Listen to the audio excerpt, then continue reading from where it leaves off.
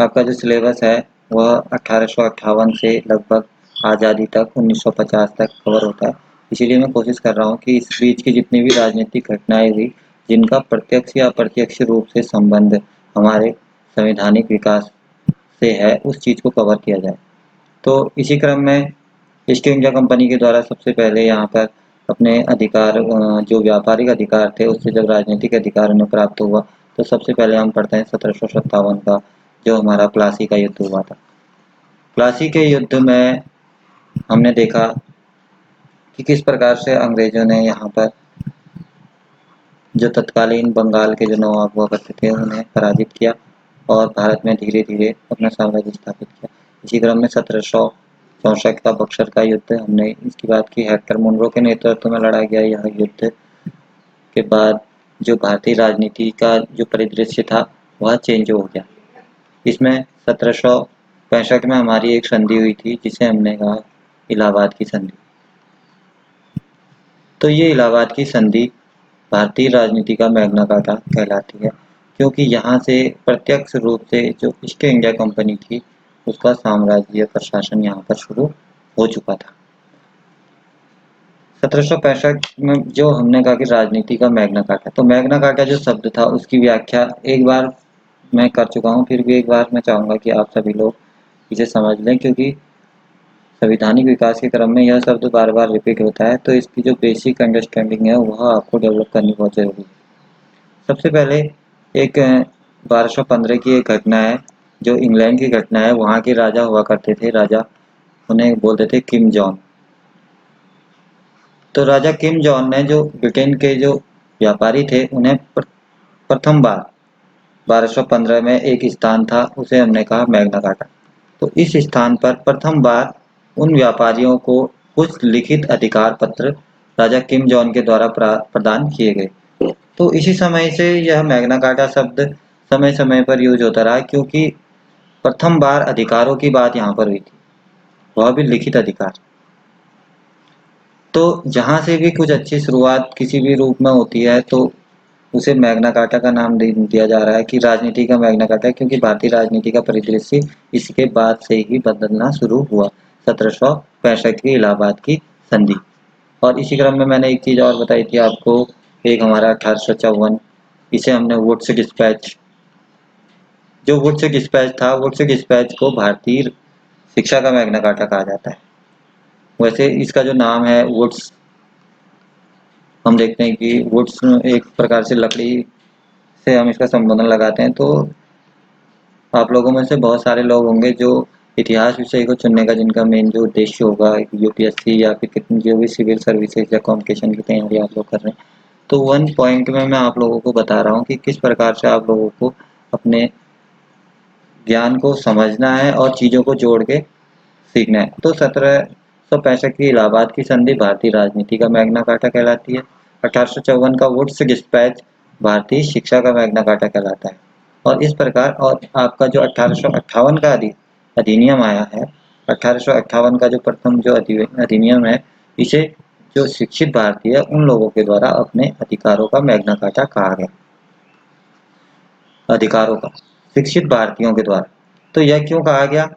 जो उपरोक्त हमने परिदृश्य देखा कि 1857 की क्रांति के बाद जब ईस्ट इंडिया कंपनी की शक्ति इतनी बढ़ गई कि उन लोगों ने क्या देखा, ब्रिटेन की संसद में जो बैठे हैं उन लोगों ने देखा कि जो एक, हमने तो व्यापार करने के लिए कंपनी को ऑथराइज किया और इन्होंने वहां पर अपना उपनिवेश, अपना अधिपत्य, राजनीतिक अधिपत्य स्थापित कर लिया है, और जबकि नाम किसका चल रहा है वहां पर, ब्रिटेन का चल रहा है।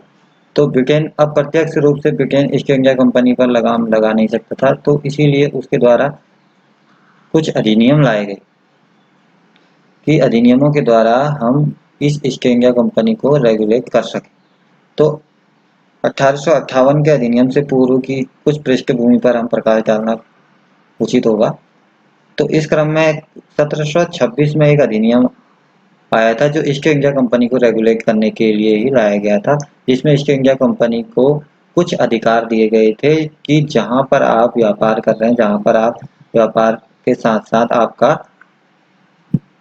आपका मतलब अधिपत्य हो गया, वहां के लिए आप कुछ नियम बना सकते हैं। तो ये इंग्लैंड से दिए जाते थे, ब्रिटेन की जो संसद हुई करती थी वहां से दिए जाते थे, क्योंकि उस समय तक ईस्ट इंडिया कंपनी का भारत में व्यापारिक एकाधिकार से राजनीतिक एकाधिकार होना शुरू हो गया था। उसके पश्चात जो महत्वपूर्ण अधिनियम आया उसे हमने कहा 1773 का रेगुलेटिंग एक्ट। तो ये जो रेगुलेटिंग एक्ट है यह भारतीय इतिहास में बहुत ही महत्वपूर्ण है, क्योंकि जैसा कि नाम से ही हम देख रहे हैं रेगुलेटिंग, रेगुलेट करना है किसी चीज को। तो 1773 का यह regulating act east India company को रेगुलेट करने के लिए ही लाया गया था। और तत्कालीन तत्कालीन जो वारन हेस्टिंग थे, इन्हें यहाँ का गवर्नर जनरल बनाया गया। 1773 के रेगुलेटिंग एक्ट के अंतर्गत कलकत्ता का उर्फ बंगाल का जो गवर्नर जनरल बनाया गया वह वारन हेस्टिंग को बनाया गया था। और इसी क्रम में 1765 की जो इलाहाबाद की संधि हुई थी, यहाँ से लेकर 1773 तक यहाँ पर एक प्रशासन, एक ऐसी नीति अपनाई गई, ऐसा शासन अपनाया गया जिसे हमने कहा द्वैत शासन। यह द्वैत शासन क्या है? यह द्वैत शासन, इस शब्द की व्याख्या को भी समझना बहुत जरूरी है कि आखिर यह द्वैत शासन है। द्वैत शासन एक प्रकार से दोहरा शासन है, जो 1765 में जब ईस्ट इंडिया कंपनी यहाँ पर अधिपत्य कर चुकी थी, तो बंगाल में इसका साम्राज्य स्थापित हुआ था। तो अब ऐसा तो नहीं है कि बाहर की जो भारत की जो जनता है, भारत की जो उस समय का बंगाल की जो पब्लिक है, उसने प्रत्यक्ष रूप से ईस्ट इंडिया कंपनी को तो अपना टैक्स है या कोई भी किसी प्रकार का कर है वह दे नहीं सकती थी, क्योंकि बाहरी विदेशी शक्ति आकर यहाँ पर रह रही है। तो वह अगर आपसे बोले कि आपको इतना टैक्स देना है तो कोई देने के लिए तैयार नहीं होगा। इसीलिए उस समय पर ईस्ट इंडिया कंपनी के द्वारा तत्कालीन जो गवर्नर यहाँ पर थे, क्लाइव के द्वारा एक दोहरा शासन प्रणाली अपनाई गई। और इस समय पर ही दो व्यक्ति थे, मोहम्मद अली और राजा सिताब राय, क्योंकि जो जनता थी, कुछ हिंदू थे कुछ मुस्लिम थे, तो दोनों को खुश करने के लिए इन दो व्यक्तियों को यहाँ पर टैक्स कलेक्ट करने के लिए क्लाइव के द्वारा ऑथराइज किया गया कि आप जाइए, अब हमारा ईस्ट इंडिया कंपनी का बंगाल में प्रशासन शुरू हो गया है और आप ऐसा करिए कि टैक्स जमा करिए और टैक्स जमा करके यहाँ अंग्रेजी ईस्ट इंडिया कंपनी के खाते में आप जमा करिए। आप दो लोगों को ऑथराइज किया जाता है, क्योंकि विदेशी शक्ति ने ऐसा सोचा है कि इंडिया के लोग ही यह काम कर सकते हैं, क्योंकि अगर विदेशी लोग यहाँ के घर जाकर पैसा मांगेंगे, टैक्स मांगेंगे, तो वह देने से इनकार भी कर सकते हैं। तो यह परिदृश्य 1765 से 1773 तक दोहरा शासन, द्वैत शासन बंगाल में चला क्लाइव के नेतृत्व में। उसके पश्चात जब देखा ईस्ट इंडिया कंपनी की अच्छी खासी कमाई यहाँ पर हो रही है, तो ब्रिटेन से 1773 का रेगुलेटिंग एक्ट लाया गया और वॉरेन हेस्टिंग को यहाँ का गवर्नर जनरल बनाया गया। और इसके साथ ही बम्बई और मद्रास, यहाँ पर भी अंग्रेजों का आधिपत्य हो गया था। तो ये तीन मुख्य प्रेसिडेंसियां हो गई थी। तो यहाँ पर कलकत्ता बंगाल और बम्बई मद्रास, इन प्रेसिडेंसियों का प्रशासन संभालने के लिए वॉरेन हेस्टिंग को कलकत्ता का गवर्नर जनरल बनाया गया। और इस रेगुलेटिंग एक्ट की जो महत्वपूर्ण बातें थी कि बम्बई और मद्रास के उप गवर्नरों को भी इसके अधीन कर दिया गया था। और 1773 का जो रेगुलेटिंग एक्ट है, इसके द्वारा बंगाल में सर्वप्रथम एक उच्च न्यायालय की स्थापना की गई। उच्च न्यायालय की स्थापना इसके जो मुख्य न्यायाधीश थे उनका नाम एलिजा इम्फे था। एलिजा इम्फे और एलिजा इम्फे के जो मुख्य सहयोगी तीन अन्य जजेस भी हुआ करते थे। 4 सदस्य था, लेमिस्टर, चैम्बर और हाई। तो सर्वप्रथम भारत में खुलने वाला उच्च न्यायालय कलकत्ता उच्च न्यायालय, जिसके प्रथम मुख्य न्यायाधीश एलिजा इम्फे थे। वॉरेन हेस्टिंग तत्कालीन गवर्नर जनरल थे, उन्हीं के मित्र थे। तो इनके साथ मिलके वॉरेन हेस्टिंग ने यहाँ के प्रशासन में भी काफ़ी चीज़ें देखने को मिलती है कि वहाँ पर जो नंद कुमार का एक मामला था, ब्राह्मण, उसे झूठे गवाह, झूठे अफवाहों से जो है सजा दी गई थी इस समय पर। तो 1773 के रेगुलेटिंग एक्ट के बाद हम देखते हैं कि जो महत्वपूर्ण रेगुलेशन आया कि वारेन हेस्टिंग के बाद जो रेगुलेशन आया था 1784 में एक एक्ट आया। तो 1784 का यह एक्ट पिट्स इंडिया एक्ट कहलाया, जिसे हमने पिट्स इंडिया एक्ट। तो ये जितने भी एक्ट आ रहे हैं ये सब ब्रिटेन की संसद के द्वारा पारित किए जा रहे हैं और ईस्ट इंडिया कंपनी को रेगुलेट करने के लिए यहाँ पर लाए जा रहे हैं। पिट्स ब्रिटेन के प्रधानमंत्री थे, क्योंकि वहाँ पर जो ब्रिटेन था, ब्रिटेन में की जो संसद थी वहाँ पर हाउस ऑफ कॉमन्स और हाउस ऑफ लॉर्ड दो सदन हुआ करते थे। तो हाउस ऑफ कॉमन्स जो थी उसके अधिकतर सदस्य ईस्ट इंडिया कंपनी के व्यापारियों के द्वारा खरीदे हुए थे, क्योंकि ईस्ट इंडिया कंपनी यहाँ पे व्यापार करती थी, उसके पास पैसा होता था। तो जितने भी सदन के मेंबर होते थे वह इस ईस्ट इंडिया कंपनी के प्रतिनिधि हुआ करते थे। वह हमेशा ईस्ट इंडिया कंपनी की बात ब्रिटेन की संसद में रखते थे। तो प्रत्यक्ष रूप से ईस्ट इंडिया कंपनी का अधिकार समाप्त करके इस समय पर जो इंग्लैंड की संसद थी वह अपना अधिकार पत्र या अपना अधिकार भी वहाँ पर नहीं कर सकती थी, यह उसके सामने चुनौती थी।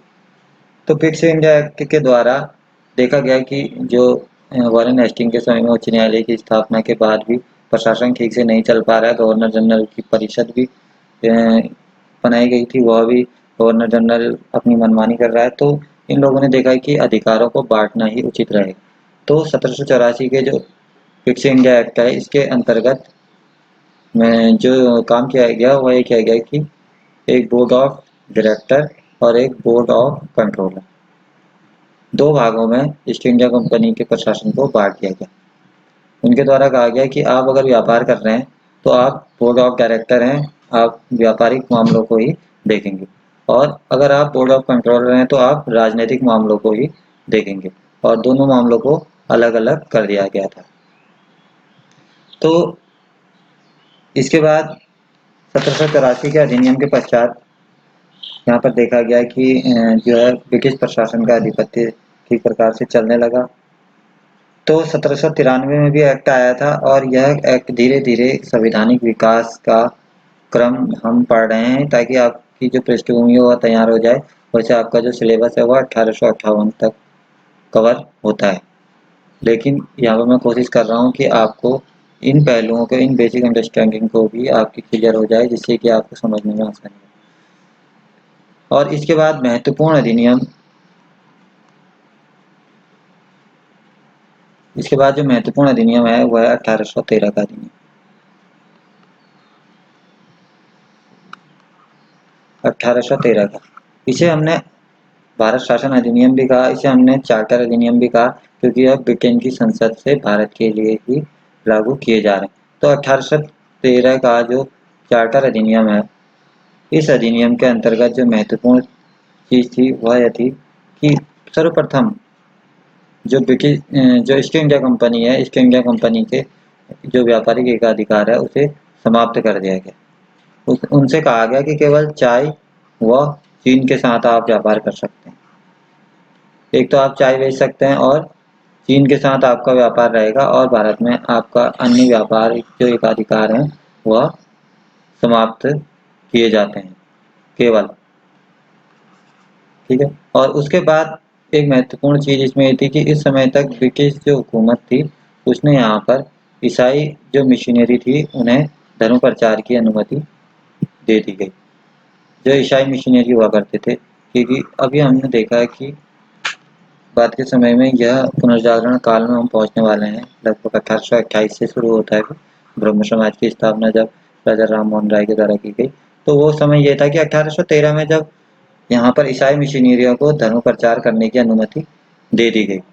तो यह लोग क्या करते थे, क्योंकि भारत में जाति व्यवस्था में कुछ कुरीतियाँ ऐसी थी कि यहाँ पर वर्ग और समाज में विभेदीकरण बहुत ज़्यादा हुआ करता था।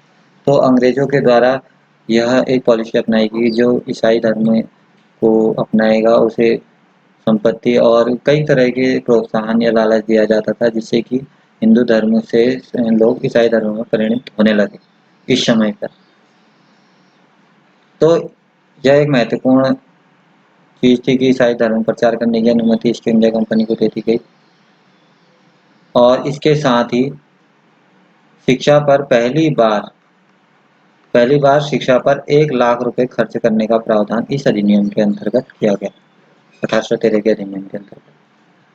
तो यह इसे कह सकते हैं कि भारतीय शिक्षा की शुरुआत के लिए, हालांकि यह खर्च नहीं हो पाया था, लेकिन पहली बार ऐसी पहल की गई कि भारतीय लोगों को भी थोड़ा सा शिक्षित करना चाहिए, हम यहाँ पर रह रहे हैं, इन लोगों को भी इस चीज़ को देखना चाहिए। तो 1813 के अधिनियम में यह महत्वपूर्ण घटना था। उसके बाद 1833 का अधिनियम, 1833 के अधिनियम में देखा कि जो चाय और चीन के साथ, केवल चाय और चीन के साथ व्यापारिक एकाधिकार दिए गए थे, यहाँ पर को पूर्ण व्यापारिक एकाधिकार समाप्त कर दी। ईस्ट इंडिया कंपनी के पूर्ण व्यापारिक एकाधिकार को समाप्त कर दिया गया। पूर्ण व्यापारिक एकाधिकार को समाप्त कर दिया गया और यह कहा गया कि एक विधि सदस्य की नियुक्ति की जाएगी।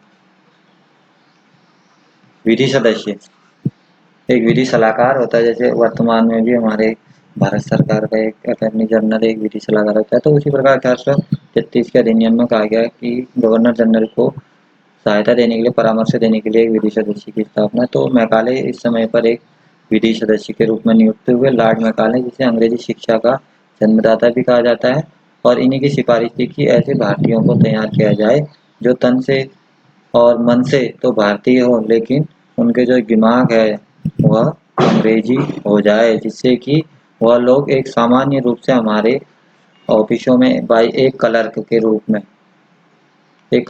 रूप में कार्य कर सकें, क्योंकि इतने ज़्यादा अंग्रेज अधिकारियों को यहाँ पर लाना उचित नहीं था। तो यहाँ पर ज़रूरत पड़ने लगी कि कुछ इन्हें भी समझाया जाए, कुछ इन्हें भी पढ़ाया जाए। तो 1833 के अधिनियम में एक विधि सदस्य की स्थापना की गई और यह अधिनियम से जो ईस्ट इंडिया कंपनी है उसके समस्त व्यापारिक एकाधिकार समाप्त कर दिए गए। इसके पश्चात के क्रम में 1853 में एक अधिनियम आया था, लेकिन ईस्ट इंडिया कंपनी यहाँ पर प्रशासन कर रही है और उसके अधिकारों में गवर्नर जनरल की शक्तियों में कुछ परिवर्तन किए गए। और उसके बाद जो सबसे महत्वपूर्ण अधिनियम हम पढ़ रहे हैं वह है 1858 का अधिनियम, 1858 का भारत शासन अधिनियम, क्योंकि इससे पूर्व हमने कहा कि 1857 की जो क्रांति हुई थी, 1857 की क्रांति का जो मुख्य दोषी ईस्ट इंडिया कंपनी को ही माना गया। कहा गया कि आपने यहाँ पर हर प्रकार से असंतोष फैला दिया है और इस कारण ईस्ट इंडिया कंपनी से कहा कि आपके समस्त अधिकारों को समाप्त किया जाता है।